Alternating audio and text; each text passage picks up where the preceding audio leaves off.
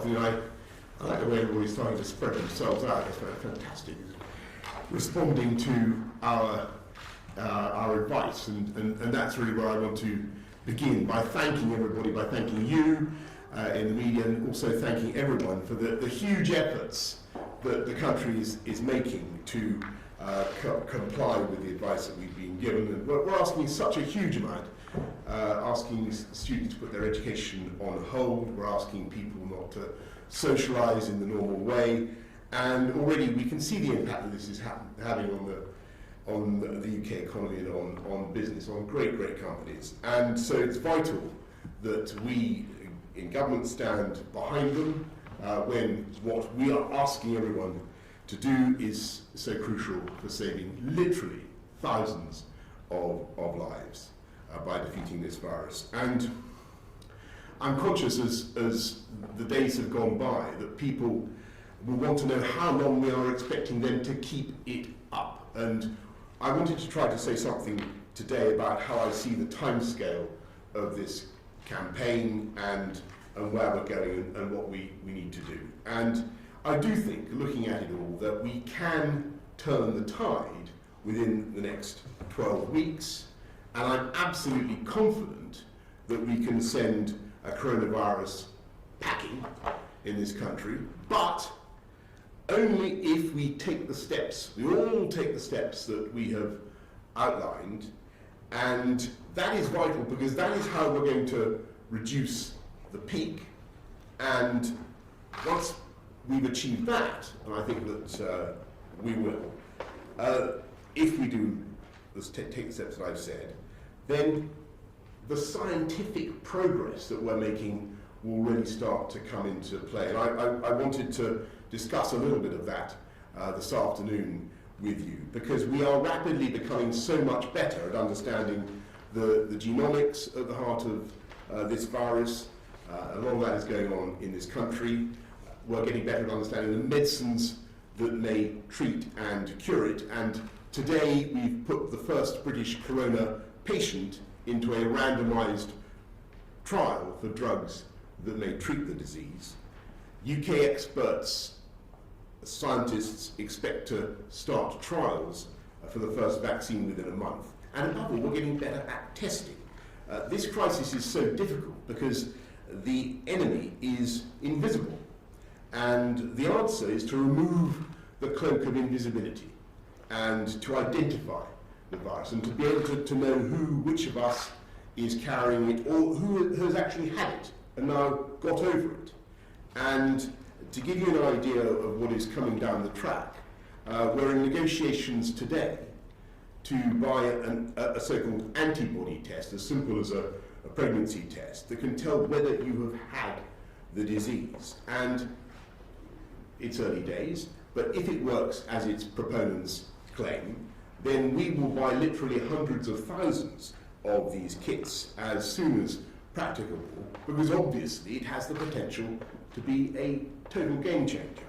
Because once you know that you have had it, you know that you're likely to be less vulnerable, you're less likely to pass it on, and you can go back to work. And of course, by the same token, we're massively increasing the testing to see whether you have it now, and ramping up daily testing from 5,000 a day to 10,000 to 25,000, and then up to 250,000. And that knowledge of where the virus is will make a huge difference to our management of the disease and our ability to reduce disruption and economic difficulties. And I wanted to set that out because this is rapidly coming down the track, as I say, but it will take time to come on stream. And that is why, in the meantime, to get back to a theme that you know I'm going to repeat, it is absolutely vital that we follow the advice that we've been hearing over the last few days, the announcements that we've already made about staying at home if you have the symptoms, if your family has the symptoms, about avoiding unnecessary contact, avoiding gatherings where you may pick up the disease, pubs, bars, restaurants.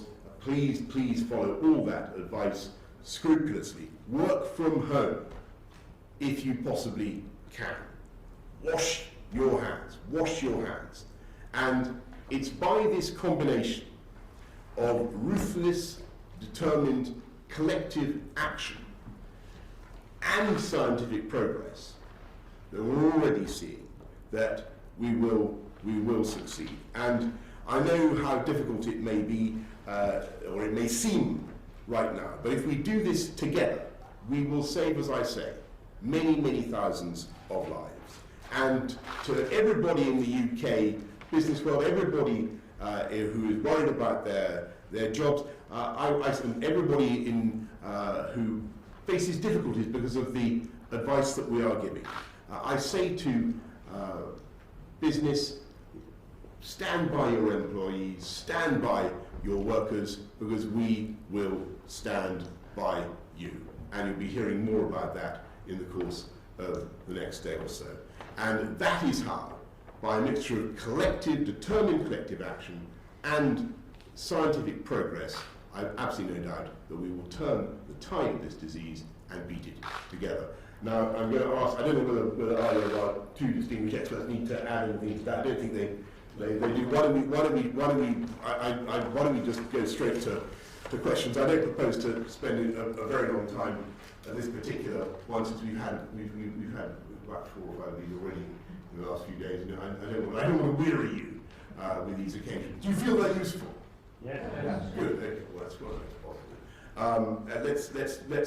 Let's go round to Laura first. Laura Kuhn, BBC. Thank you very much, Prime Minister. You told the country yesterday you wouldn't hesitate to take extra measures. People are worried about what that might mean. Yes. Can you tell people what might be next? Will you, within days, seek to shut pubs, cafes, clubs?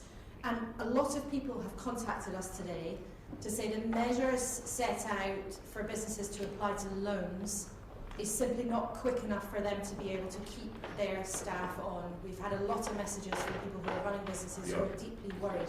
Is it good enough to say to business, you can apply for a loan, when many of them face immediate decisions that might mean they have to cut staff? Yeah. Well, first of all, on decisions about pubs, bars, restaurants, and so on, as I said, we're guided very much by the science and whether we think that the advice that we've given is working. So as long as we think that people are actually staying away from places where they may transmit or pick up the disease in the way that we've recommended, to avoid those places, if we feel that that is working, then we just want to say thank you to everybody for their extraordinary efforts and encourage everybody to do likewise. If we feel that it isn't working, as I said yesterday, we need to bring forward tougher measures, then of course nothing is ruled out. But I want to thank everybody for what they're doing. I know it's tough, I know it's difficult, but we've just got to do it together. And please, please, please follow the advice. Second thing, you mentioned businesses. A lot of them will, of course, get grants up front. I'm all too aware of the difficulties and worries that they face. There'll be more on this tomorrow from Rishi, the Chancellor, Rishi Sunak, the Chancellor. And my message to business is the one I gave just now: stand by your employees, because we're going to stand by you, and we're going to stand by the workers of this country. And there's an important point I want to make. This time it's going to be different. As we come through this difficult economic phase, you remember what happened in 2008, everybody said we bailed out the banks and we didn't look after the people who really suffered. This time we're going to make sure that we look after the people who really suffer from the economic consequences of what we're asking them to do, and we'll be directing our support to them first, looking after the people first. Beth. Thank you. Prime Minister, just a couple of questions. Over the half of the 29 deaths today are in London. So PM, I have to ask you on behalf of Londoners, do you not think it is now right to move to a more substantial lockdown of the capital like they have done in Italy and Spain and France, where you can't leave your house unless you're a key worker or you're going to the shops for food or medicine?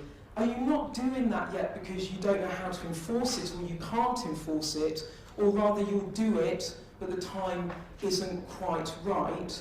And just secondly, a bit of hope there. You're suggesting to the public that if they follow the rules, that you can turn the tide on this disease. Are you telling people that by the summer, they just might, be able to go back to normal life, be able to go on their summer holidays? Thank you.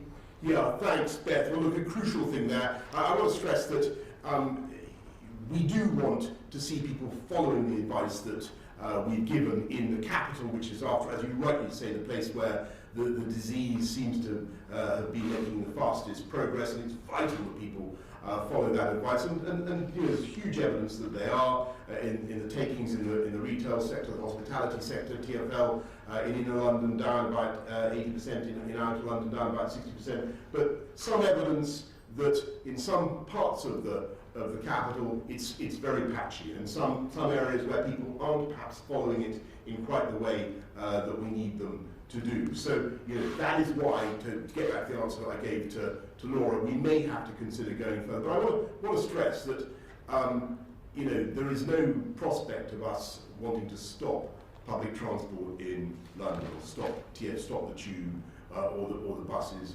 We're not going to be telling people that under no circumstances, if they really need to go to work, can they go to work. I hope people understand that. There's been some, you know, I'm sure through no fault of the media, but there's been a bit of misunderstanding floating around about that. We're going to want people to avoid gatherings where they can transmit the disease. We're absolutely emphatic about that, and if it becomes necessary to do more to ensure that, then we certainly will do so. On your second question, which was really about the timing, I am very confident we'll get this thing done. I'm very confident that we'll beat coronavirus. I think we can turn the tide within the next 12 weeks, but it depends on collective, resolute action. And I think the encouraging thing is that the more disciplined we can all be in doing that, the greater the chances that the scientific community will be able soon to come up, as I say, with fantastic results on testing, to say nothing of other medical treatments. Robert Peston. Hello. Yeah, Robert Peston, ITV. If I could ask a couple of questions to Chris Whitty. There's quite a lot of concern within the NHS about capacity running short in London hospitals. Could you tell us a bit about how you see the capacity issue in London? Secondly, as you'll also be aware, there is a lot of concern among medical staff that they're not getting the protective equipment, which is apparently in the system, it's just not in the right places. How quickly will you be able to get it to the right places? And then finally, Prime Minister, you came up with a very interesting number just now. You said 250,000 tests. What did you mean by that? Are they on course soon? I'm going to pass that ball straight down the line to Patrick, who gave me the figure earlier on. But that's why we want to get to. I mean, we want to. Testing is, I think, crucial to our success in defeating this virus. We're making fantastic progress on testing. We had a great meeting in number 10 a couple of nights ago with people who are supplying tests of all kinds, not just the antibody tests that I mentioned, but much faster and more efficient tests to see whether you currently have the disease. And the potential of those to help us is obviously enormous. We're not there yet, but we will get there very soon. Patrick, what do you want to say about testing? Yeah, Chris has obviously got one for us there as well. But the testing, so Public Health England are currently leading the testing on this. They're ramping up to 25,000. There are proposals to get that much higher through other mechanisms for the virus itself. And then the antibody test, if that turns out to be something that can really be applied, that's one we want to ramp up as well. So ideally, you'd like to get to those sorts of numbers. You'd like to be able to do it for both testing the infection itself and testing the antibody. Going on practically, can that be done in a few short weeks? Practically, that can be done. I mean, the testing for the virus is a pretty standard technology. It just happens to be obviously precise for this virus, but it's not a new technology you've got to invent. and if the antibody test is reliable and works, and the ifs in that sentence, but if it does, then that's a relatively easy thing to scale up. On pressure in London, so at the moment, London from the coronavirus is under pressure, but indirectly, but that's going to go up. And that is actually the reason for doing all of the things we're trying to do. And the first thing that will get under the greatest pressure will be in the intensive care and respiratory care system. That's the thing which, in a sense, that's the first point of real pressure on the NHS that's going to happen. And to be clear, even if everybody does all the things we hope and really, really would ask that they do, the numbers will continue to go up over the next 2 weeks because it takes a while for there to be a lag. There's a lag until things start to improve. Now, at that stage, we need to do 3 things. The first of which is obviously to try and pull the peak down, and that is the key thing that everybody can help with in terms of the social distancing. And let me be very straightforward. If the numbers are high enough, if a high enough proportion of people choose to and do go in for serious social distancing, and there's a lot of evidence a huge proportion of people are, we don't know yet whether it's enough, that will pull the peak down. If they do not, then that is going to be a problem. This is the national effort bit. The second thing we have to do, and this is an NHS issue, is to increase the number of beds which are capable of taking respiratory patients, because that's the big bottleneck for this particular infection. So that's very important. And then the third thing we have to do is, at the moment, all NHS staff who are getting symptoms that are compatible with this virus are quite rightly self-isolating and isolating with their families if they have a household, and that is taking people out of the system. And the key thing we need to do is get the testing out. First priority was ITU, second priority all the people who got symptoms, but the next priority for us is to get the NHS workers so we can test them quickly, and then if they got it, fine, they continue, but they know they've had it once. If they've not got it, then they can come back to work, or if the reason they've stayed at home is because someone else in their family has got the symptoms, we would test them and see if they've got it. On PPE, there's a local and a global issue on this. I completely understand the points that my colleagues in the NHS are concerned about on PPE. They write to me regularly about this, and entirely reasonably, and this is a major strand of work from the Department of Health and Social Care, is to make sure that this works. Obviously, in the short term, this is about making sure that the PPE stocks that there are go to the right places. In the longer term, it's about making sure that the global system, because of course everybody wants this, and the supplies in some areas have gone down. There will be a global issue we need to put together. And the final thing we need to get right on PPE is training. Because if you use PPE incorrectly, it doesn't really have any advantages, and occasionally can even make things worse. So it is important to get all 3 of those sorted out. Thanks, Chris. Mesa Hall, Daily Express. Thank you very much, Prime Minister. Firstly, on the antibody test that you mentioned, can you say a bit more about how that's going to be rolled out? Will people be tested in their own homes? How will people be selected whether they're going to have it? And secondly, there is some evidence that some shops and online retailers have been whacking up the prices of in-demand goods. Are you concerned that there is profiteering going on in this national crisis? Well, I'm going to ask Chris and Patrick to talk about the test kit. Though, as I understand it, it's like a pregnancy test. I think blood is required rather than urine.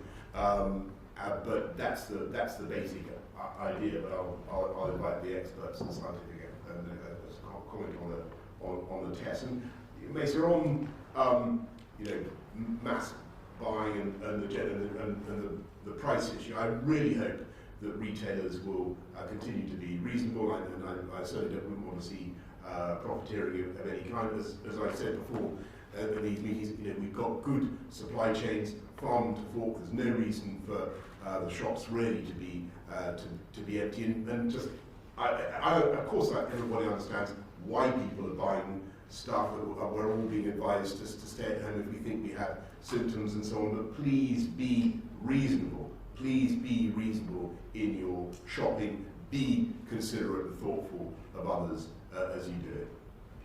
On the antibody tests, we should be clear that although we're confident there will be antibody tests, we're not absolutely confident yet about whether the ones that are currently on the market are the right ones, and that needs to be tested out, and that's something which is an absolute priority for Public Health England.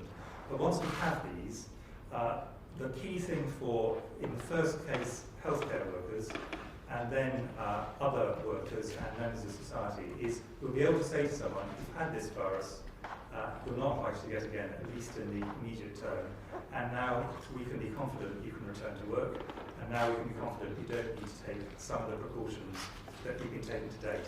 Now, there'll be a while before we've actually got this in large enough numbers, and this is more useful for a variety of reasons. Probably this is not the right environment to go into, but more useful the further on in the epidemic it is. But this will be something which helps society to normalise little by little, even whilst we still have a significant number of cases. So this is going to make, as the Prime Minister says, a very big difference in the long run, once we've got tests that we can rely on. Thanks very much. Lucy Fisher, Title. Thank you. Two quick questions, if I may. Firstly, to the experts, new data from the Centres for Disease Control and Prevention shows that nearly 40% of patients sick enough to be hospitalised in the US were aged 20 to 54. Is there any concern that the pandemic is affecting younger people in the UK worse than previously thought? And secondly, Prime Minister, a tide of redundancies are sweeping the country, and your own MPs have said that government is not doing enough to help struggling businesses retain workers. You've mentioned that the Chancellor is going to talk more about this tomorrow, but do you accept that every day you delay announcing new support measures will cause thousands of jobs to go?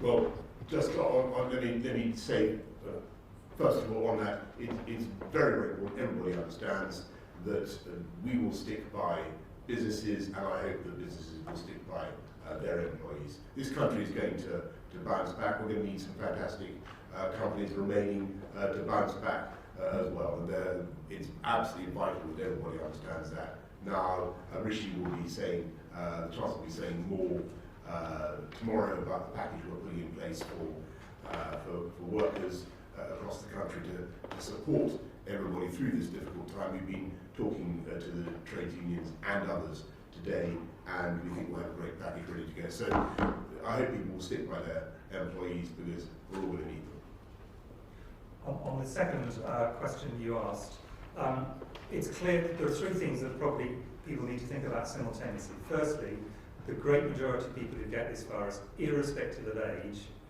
will recover from it, and most of those will have a mild or moderate illness, not requiring any hospitalisation.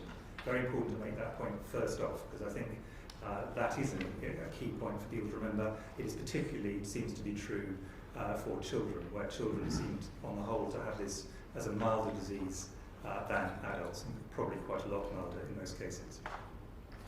The second thing is, it is also true that particular groups of older people or vulnerable people, medically vulnerable, do get this more severely. And if you look in the data from China, if you look in the data from Italy, and if you look in the data initially from the UK, most of the deaths are occurring in those groups.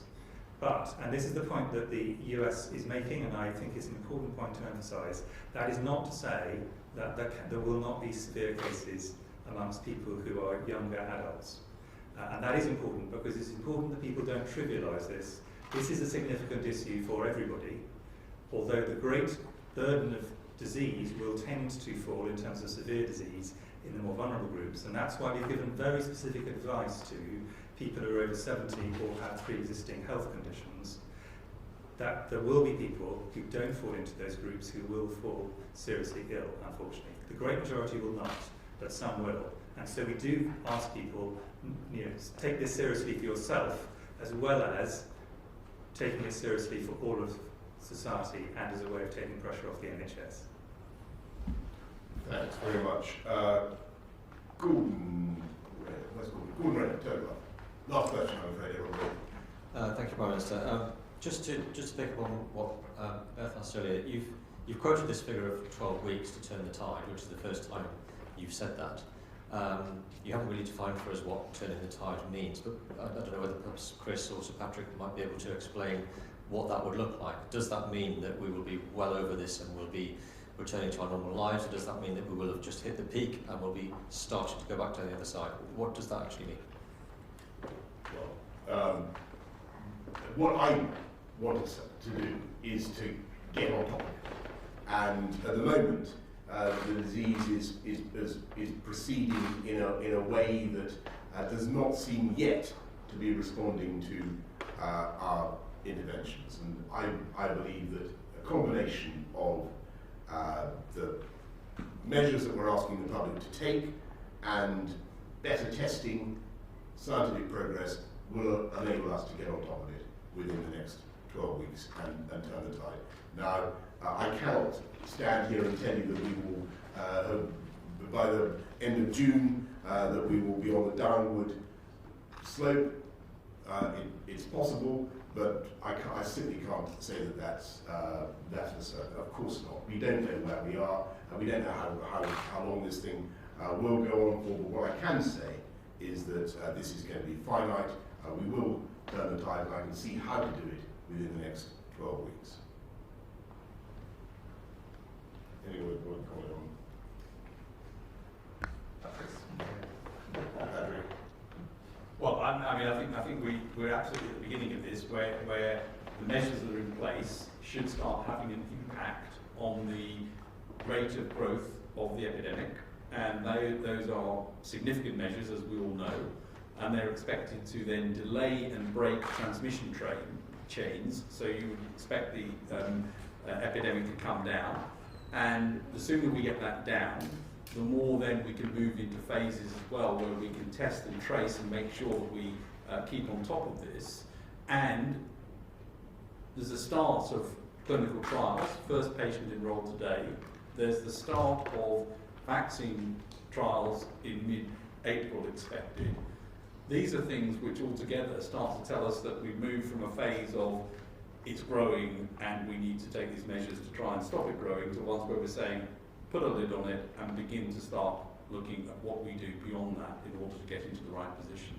And so I think that's where we need to get to, and that's the time scale over which we need to really push to make sure that we get there. Thanks very much, everybody. I don't want to sound, I'm often accused of being unnecessarily boosterish about things, and I certainly don't want to strike that note today, but I genuinely think that by the combination of these two things, we will turn the tide and we will get through it. But it is vital that we all do the first of those, take the first of those two steps together. We do need a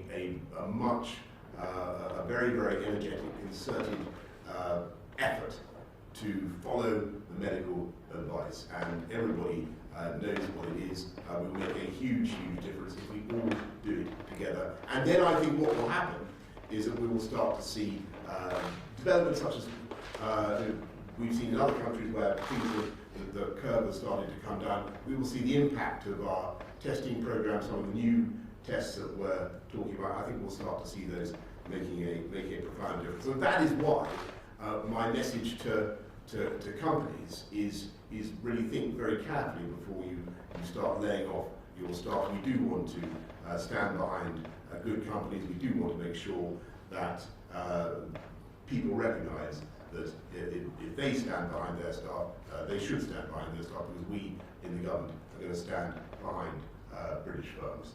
And as I say, you've heard a lot about that this week from the Chancellor. You're going to hear more tomorrow about what we're going to do to support employees.